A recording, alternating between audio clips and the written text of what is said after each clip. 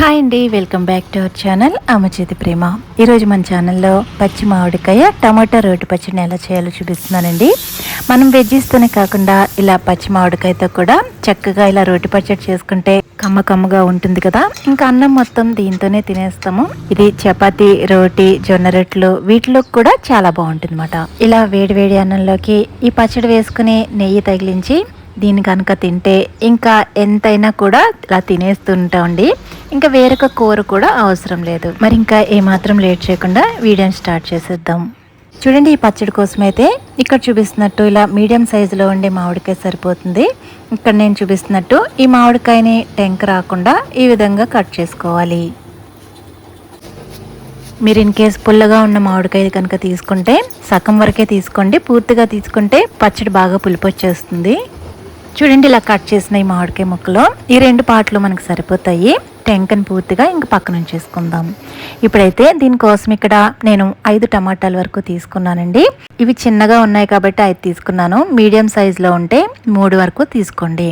నేను ఇక్కడ నాటు టమాటాలు అయితే తీసుకున్నానండి. టమాటాలని ఈ విధంగా 2 కింద కట్ చేసుకోవాలి. ఇప్పుడు స్టవ్ మీద అడుగున మందంగా ఉండే ప్యాన్ పెట్టుకుని 5-6 స్పూన్ల వరకు ఆయిల్ వేసుకోండి.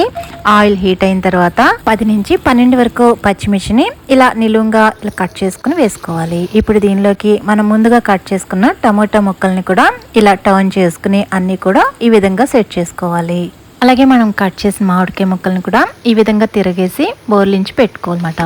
ఇప్పుడు మూత పెట్టి ఒక 5 నిమిషాల పాటు మీడియం ఫ్లేమ్లో వీటిని కొంతసేపు మగ్గించుకోవాలి. 5 నిమిషాల తర్వాత అయితే నేను ఇక్కడ మూత తీస్తున్నాను. ఇప్పుడు దీనిలోకి 7-8 వరకు ఇలా పొట్టి తీసిన వెల్లుల్లి వేసుకోవాలి.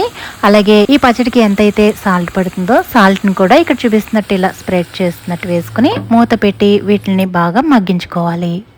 7-8 నిమిషాల తర్వాత నేను ఇక్కడ మూత తీస్తున్నాను. ఇవైతే ఒకవైపు బాగా మగ్గినియండి. వీటిని ఈ విధంగా రెండో వైపుకి టర్న్ చేసుకోవాలి. టర్న్ చేసుకుని మూత పెట్టి రెండో వైపుని కూడా బాగా మగ్గించుకోవాలి. ఇవి మగ్గేలోపు మనం ఈ పచ్చడి కోసం కొన్ని దినుసులను అయితే వేపించుకుందాము. వేరొక స్టవ్ మీద ఇలా ప్యాన్ పెట్టుకుని దీనిలోకి 1/2 స్పూన్ వరకు మెంతులు, 1 స్పూన్ జీలకర్ర, 3 స్పూన్ల వరకు ఇలా ధనియాలు, అలాగే 1 స్పూన్ ఆవాలు వేసుకుని లో ఫ్లేమ్లో వీటిని అయితే వేపించుకోవాలి. ఈ పచ్చడి అయితే మా ఇంట్లో అందరికీ కూడా చాలా ఇష్టం అండి. చాలా అంటే చాలా టేస్టీగా ఉండడం వలన ఎక్కువ సార్లు చేయమని అడుగుతూ ఉంటారన్నమాట.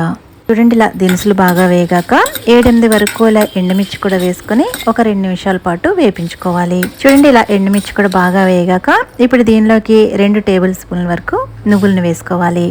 ఈ పచ్చడికి అయితే తెల్ల నువ్వులేనండి అసలైన టేస్ట్. వీటిని మాత్రం ఏమాత్రం స్కిప్ చేయకుండా వేసుకోండి. ఇలా నువ్వులు కూడా చిటపటమనేంత వరకు కూడా లో ఫ్లేమ్లో వేపించుకోవాలి. నువ్వులు వేగడానికి ఎక్కువ టైం పట్టదండి. ప్యాన్ వేడిగా ఉన్న వలన తొందరగా వేగిపోతాయి. చూడండి, ఇలా చిటపటమనగానే వీటిని వేరొక ప్లేట్లోకి ట్రాన్స్ఫర్ చేసేసి ఇవి బాగా చల్లారే వరకు పక్కన ఉంచుకోవాలి. చూడండి, ఇప్పుడైతే ఇక్కడ మూత తీస్తున్నాను. ఇవన్నీ కూడా చక్కగా మగ్గిపోయినాయి. మీరు రోట్లో దంచుకుంటే కనుక ఈ టమాటాలకున్న పైన స్కిన్ అనేది ఇలా తీసేయండి. అదే మిక్సీ జార్లో అయితే ఇది ఇలా ఉంచేసుకున్నా ఏం పర్వాలేదు అన్నమాట. ఇప్పుడైతే స్టవ్ ఆఫ్ చేసేసి వీటిని కూడా పూర్తిగా చల్లారనివ్వాలి. ఇప్పుడు మిక్సీ జార్ తీసుకుని మనం ముందుగా వేపించుకున్న దినుసులు ఉన్నాయి కదా, వాటిని అయితే వేసుకోవాలి. వీటిని చాలా అంటే చాలా మెత్తగా అయ్యేటట్లు ఈ విధంగా మెత్తని పొడి కింద మిక్సీ పట్టుకోవాలి. ఇప్పుడు వేరొక మిక్సీ జార్ తీసుకుని కొంచెం చల్లారిన ఈ మామిడికాయనైతే ఇందులో గుజ్జుని ఈ విధంగా సెపరేట్ చేసుకోవాలి. మామిడికాయ టమోటాలని ఇలా మంట మీద డైరెక్ట్గా కాల్చి కూడా ఈ రోటి పచ్చడి చేసుకుంటుంటారండి. అలా చేసిన పచ్చడి కూడా చాలా టేస్టీగా ఉంటుంది. చూడండి, వీటిని అయితే ఇప్పుడు కోర్స్గా బ్లెండ్ చేసుకోవాలి. నేను ఇక్కడ చూపిస్తున్నాను చూడండి, ఇలా కోర్స్గా అయ్యేటట్లు బ్లెండ్ చేసుకోవాలి. ఇన్ కేసు మీకు రోల్ ఉంటే రోల్లోనే దంచుకోండి. ఇప్పుడు మీడియం సైజులో ఉండే ఉల్లిపాయను ఈ విధంగా ముక్కలుగా కట్ చేసి వేసుకోవాలి. అలాగే మనం పొడి చేసుకున్న దినుసులను కూడా ఇలా వేసుకుని ఒకసారి అంతా మిక్స్ చేసుకున్న తర్వాత మళ్ళీ ఇంకొకసారి కోర్స్గా బ్లెండ్ చేసుకోవాలన్నమాట.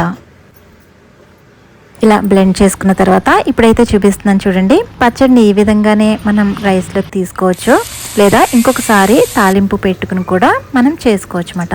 నేను ఇక్కడ తాలింపు పెట్టానండి. 3 స్పూన్ల ఆయిల్లో ఆవాలు, జీలకర్ర, మినపప్పు, శనగపప్పు, అలాగే కొంచెం ఇంగువ, కరివేపాకు వేసి తాలింపు పెట్టాను. నేను చెప్పిన ఈ ప్రాసెస్లో ఒకసారి ట్రై చేయండి. చాలా అంటే చాలా టేస్టీగా ఉంటుంది. అలాగే మీకు ఎలా వచ్చిందో నాతో షేర్ చేయండి. వీడియో నచ్చితే లైక్ చేసి సబ్స్క్రైబ్ చేసుకోవడం మర్చిపోవద్దు. Thank you for watching.